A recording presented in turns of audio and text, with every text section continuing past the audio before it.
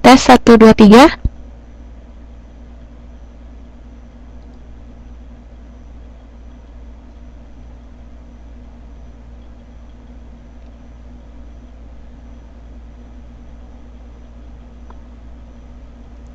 Halo.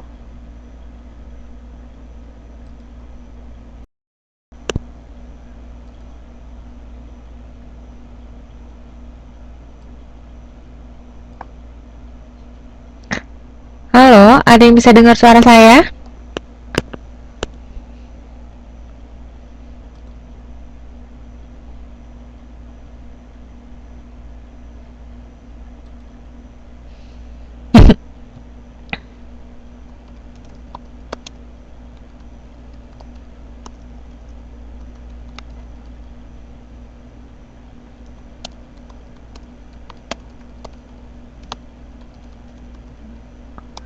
Oke, kalau bisa dengar, ada yang bisa balesin saya ngomong nggak?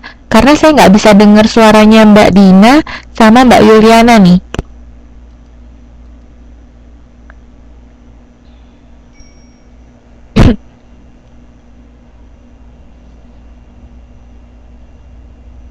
Ini apa karena jaringannya ya? Rasanya susah untuk ini. Saya sudah coba untuk memungkinkan agar audionya jalan, tapi ketika saya klik dia nggak mau. Oh, Mbak Yuliana sudah ini, sudah ngomong ya? Coba bisa ikut bicara?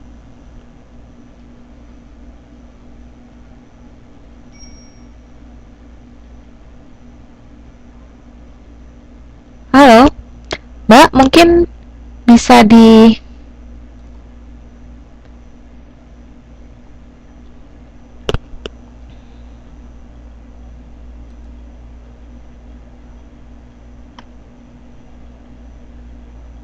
Halo, Mbak Yuliana atau Mbak Dina ada yang bisa coba balesin omongan saya?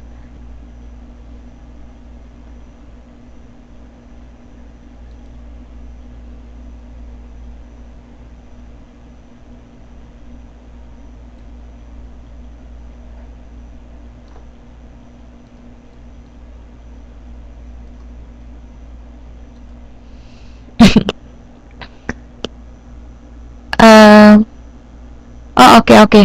Coba dibuka ya mix-nya ya. Ah, itu dia. Kayaknya Mbak Yuliana udah bisa nih. Coba ngomong boleh?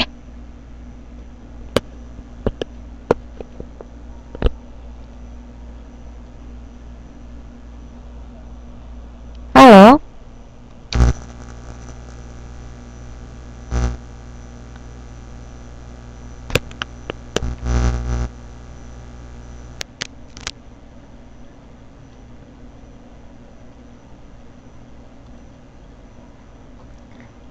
Nah, Mbak Yuliana sepertinya sudah bisa nih ya.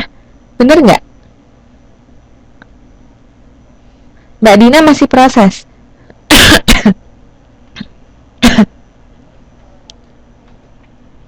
Ini kalau misalnya...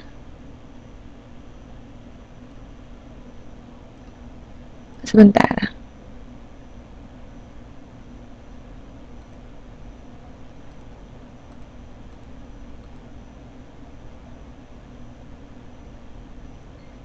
Halo, Mbak Yuli bisa coba ngomong nggak? Maaf ya, saya sudah lagi agak sedikit batuk. Oke, gini deh. Berhubung karena saya nggak bisa dengar, saya nggak tahu problemnya apa.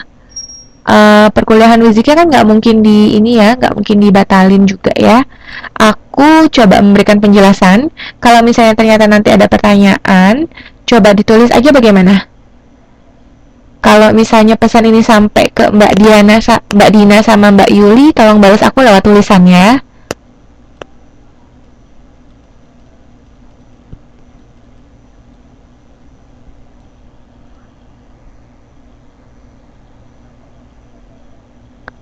Oh gitu, biasanya begitu.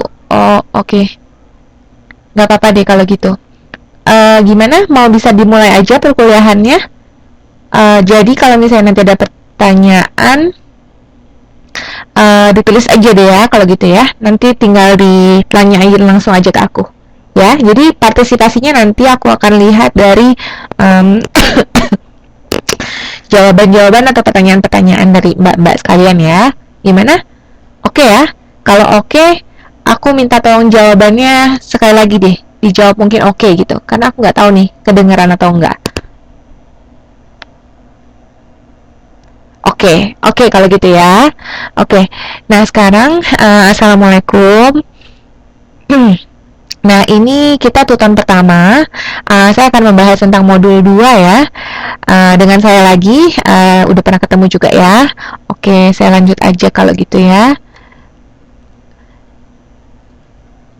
Nah, sekarang kita bahas mengenai fungsi komunikasi di bab 2 ini. Di modul 2 ini, kalau yang namanya komunikasi itu ada beberapa fungsi. Ada 4 fungsi tepatnya. Yang pertama itu fungsi informatif. Saya nggak put keterangan apa-apa ataupun gambar apa-apa karena saya ingin memberikan penjelasan aja secara langsung ya.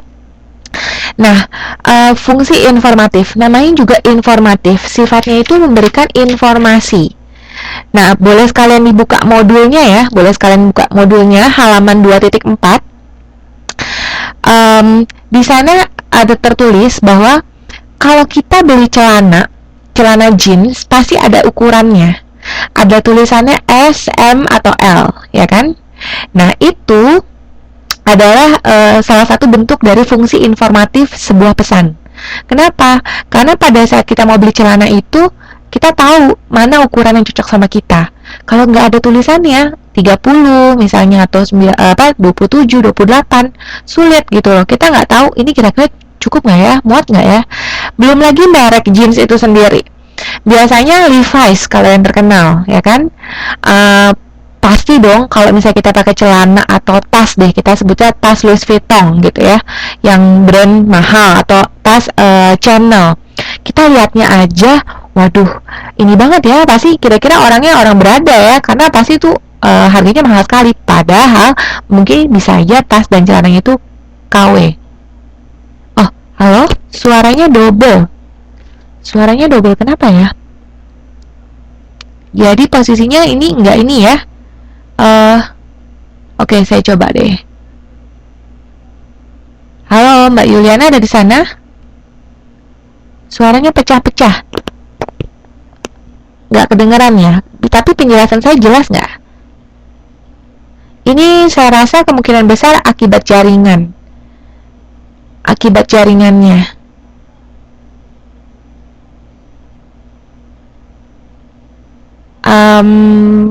Gimana? Saya udah coba sih memberikan akses untuk videonya. Coba saya buka video deh ya. Kalian bisa lihat saya nggak?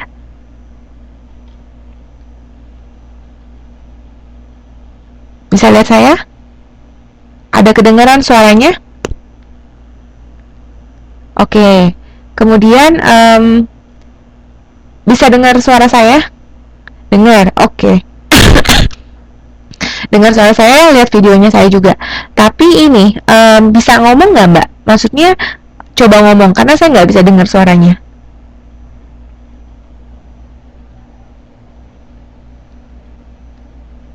Tes 1, 2, 3. Ada yang bisa balas omongan saya?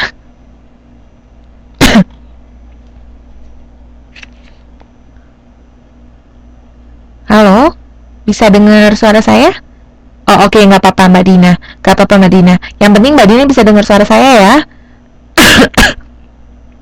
Nah, kalau misalnya ada pertanyaan, segera chat aja kalau gitu ya. Oke. Nah, saya lanjut lagi ke fungsi informatif ya. Tadi intinya bahwa kalau yang namanya fungsi informatif, komunikasi itu jadi tugasnya memberikan informasi kepada seseorang. Nah, jadi kalau kita lihat di modul, merek itu menginformasikan mahalnya harga. Mungkin tidak tertulis di tasnya, mungkin tidak tertulis harga celana jeansnya mahal, tapi kita tahu kalau mereknya terkenal harganya mahal. Jadi itu adalah fungsi informatif. Kemudian yang kedua adalah fungsi persuasif atau motivatif. Maksudnya itu adalah, jadi persuasif itu sifatnya mengajak. Kalau kita lihat iklan, banyak sekali ajakan-ajakan untuk membeli barang, produk kan, belilah atau pakailah gitu kan, produk tertentu bisa menjadi apa, misalnya produk deterjen, mau bajunya menjadi putih, pakainya Attack atau pakainya Rinso. Nah itu sifatnya persuasif, dia itu mengajak. Atau ada, kalau di modul tulisannya getting them to do what you want to do, itu artinya adalah persuasif itu mengajak orang komunikan yang menerima pesan kita untuk melakukan apa yang kita inginkan. Oh, saya lagi agak batuk ya. Nah, kemudian balik lagi ke persuasif, nggak cuman sekedar untuk jualan aja. Contohnya, kalau kalian lihat di Indonesia, itu ada yang namanya iklan KB. Anak cukup 2 aja. Nah, sebenarnya pemerintah itu mau ngajak masyarakatnya supaya ber-KB, supaya punya anak jangan banyak-banyak. Kenapa? Karena biayanya udah cukup mahal. Ya, sekarang sekolah pendidikan juga mahal. Dan penduduk Indonesia sendiri itu sudah banyak sekali gitu loh. Nah, kemudian kita lanjut lagi ke fungsi kontrol.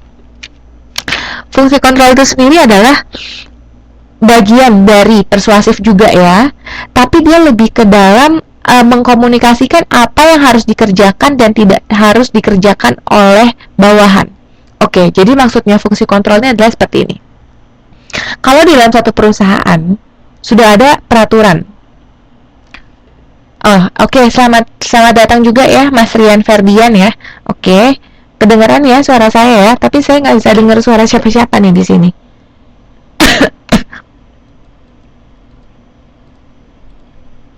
Oke, bisa dengar ya? Oke, nggak apa-apa. Kalau ada pertanyaan nanti silakan di chat aja ya. Coba dilihat halaman 2.6. Halaman 2.6 kita bahas mengenai fungsi kontrol. Nah, jadi fungsi kontrol balik lagi. Fungsi kontrol itu pada saat perusahaan itu mempunyai suatu regulasi. Dia punya suatu peraturan bahwa karyawannya itu harus masuk jam 8, pulang jam 5 nih. Nah, mengkomunikasikan kepada karyawan perusahaan supaya tepat waktu gitu kan, jangan terlambat atau bisa dipotong gaji. Nah, dilihat pada akhir bulan kalau di Taiwan itu biasanya dia pakai ceklok, pakai yang apa sih, jamnya jam otomatis gitu ya. Ada satu kartu dan kartu itu biasanya nanti akan terrecord, kelihatan jam-jamnya. Nah, absensi gitu ya. Maaf, saya minum dulu ya. Oke, jadi balik lagi ke kartu absensi. Ketika di akhir bulan, kartu absensi ini dilihat, dikontrol oleh perusahaan. Bagaimana karyawannya, tepat waktu atau tidak, atau bahkan mungkin ada yang rajin sampai lembur, atau mungkin datangnya terlalu pagi, rajin sekali datang pagi gitu kan. Dan itu akan menilai performa karyawannya. Kalau misalnya rajin, biasanya nanti performanya baik, dia bisa naik jabatan. Atau bahkan sebaliknya, kalau misalnya dia jarang masuk atau mungkin datangnya telat, maka dia akan bisa jadi dipecat. Seperti itu. Jadi, fungsi kontrol itu sendiri apa sih fungsinya?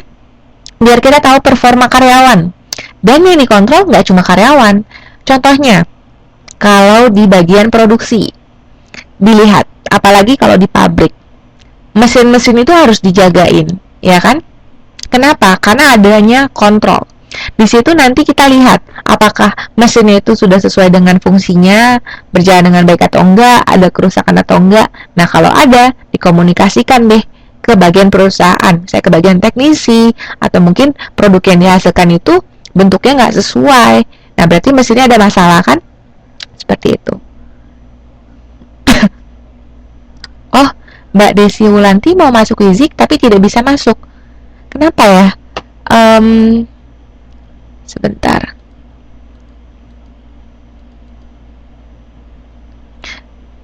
Sebentar ya. Boleh coba di copy aja yang ini. Saya kasih ya. Sebentar.